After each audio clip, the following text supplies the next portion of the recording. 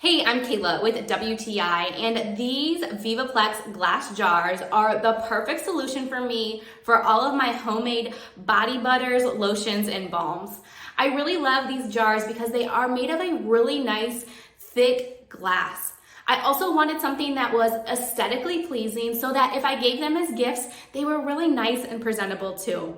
I really like these specifically for my beauty products that I do make at home because it comes with an inner lid. I like that this just gives that extra level of protection and sealing inside the jar.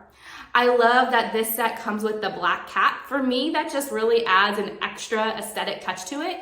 With the amber bottle and the black cap, it's just really beautiful.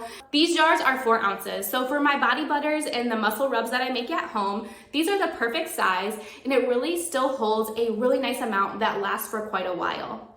I also really like these specifically because it has a nice wide opening, so you can actually get to all the ingredients that you have inside. Nothing goes missing. You can reach all the way down to the bottom with this wide opening. I definitely will continue to use these glass jars from Vivaplex because they are really nice quality. They're beautiful to look at, and they are great for my homemade beauty products. But that's just my point of view.